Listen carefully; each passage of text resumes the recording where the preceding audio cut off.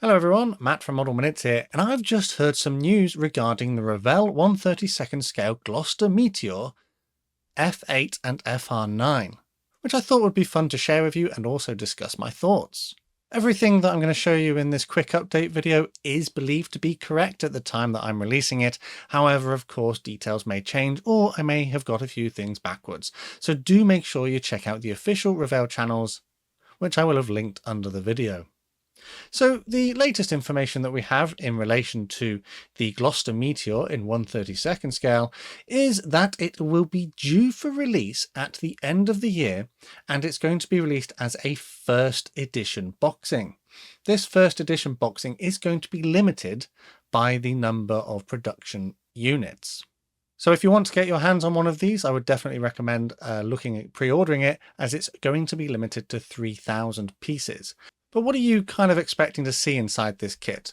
Well, at the moment on the Revell website, it's saying that there's going to be a number of extra bits and pieces included with this limited edition set. You'll notice here the special features I've pulled from the website about how you can choose different variations of ailerons, canopies and inlets, but there's also going to be extra bits and pieces as add-on. Ultimately, there's 405 parts, and it is going to be a brand new tool this year. You can see there bottom left that the price currently is €119, which if we convert to pounds is £103 at the moment I'm making this update video, or if we convert it to US dollars, it's 140. So not a particularly cheap model, but still competitively priced for what we're about to see. So we have been given the first look at our sprues.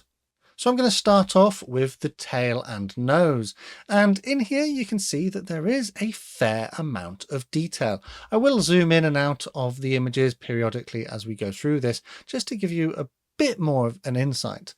So if I zoom in here, for example, you can see that there is a fair amount of rivet detail present on here, and these test sprues do look to be relatively well molded and flash free.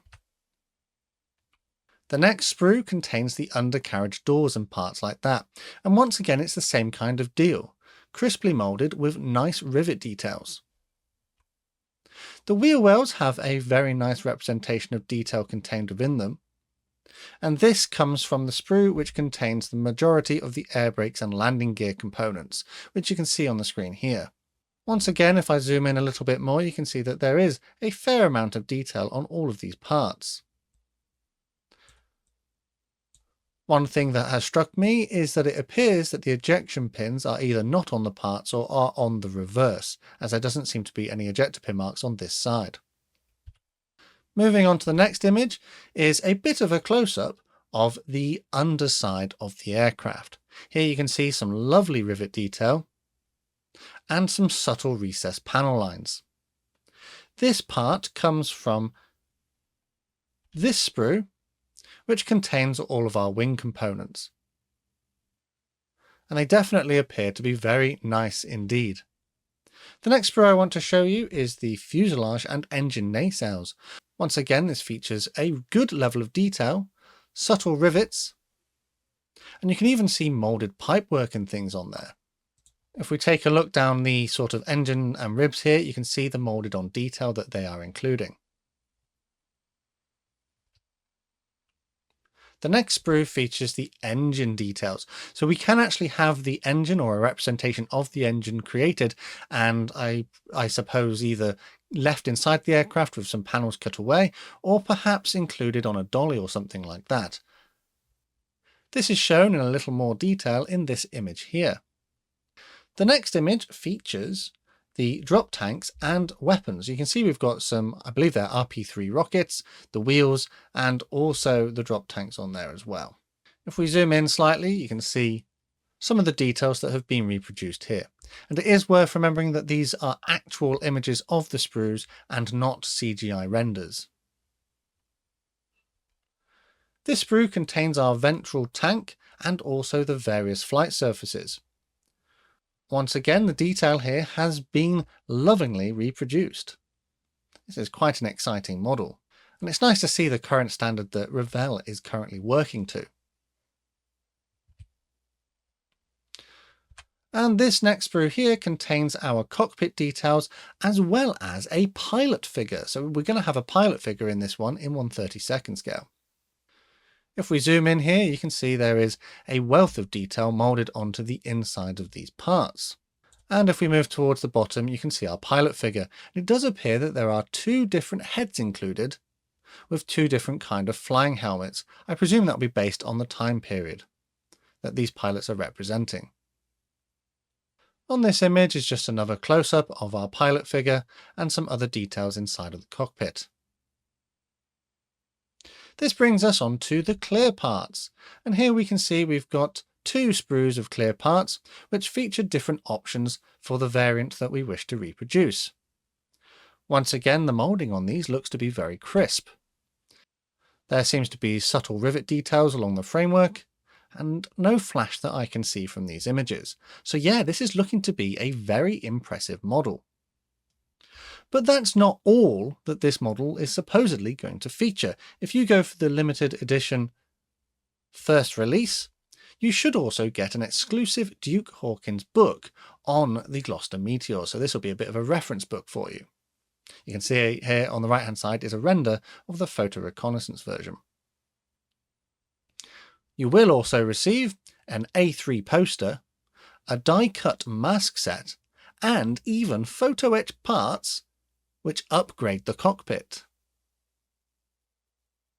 To go with this, of course, there has to be some paint schemes, and the paint schemes are going to be these 5 that you can see on screen. A good variety between the sort of standard silver finishes and the camouflage ones. You'll notice that the 4th one towards the bottom even has some high visibility orange on it for a Belgian scheme. Personally, I'm not sure which one I like the look of the most, but if I do end up getting my hands on one of these kits, I'm sure there will be something to pick. And this brings us towards the end of this update video. That's pretty much it. What are your thoughts on this? Are you excited to see this one? Are you keen to get your hands on one of these kits? Personally, it does look to be a very interesting model given what we've seen here. It's something I could definitely consider getting, but once again, with my time and space, I'm not entirely sure that I currently have room for one. Everything you've seen here is just a quick update, so in order to keep in the loop, please make sure you're following the official Revell website and also their various socials. I will pop a link to some of them in the video description. And that brings us to the end of the video. Thank you so much for watching this one. As always, I would like to give a quick shout out to my Model Club members for the extra support they give the channel. These guys help keep the lights on.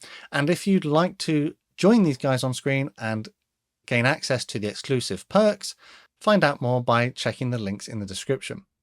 There are other ways to help support the channel, and again, you can check out the links in the description in order to find out how. The best way to support the channel for free though is by subscribing with notifications turned on so you never miss a modelling upload. Finally though, last thing to say is a massive thank you to you for watching this one, and a thank you to Revell for releasing this information, and I will see you all on the workbench again next time.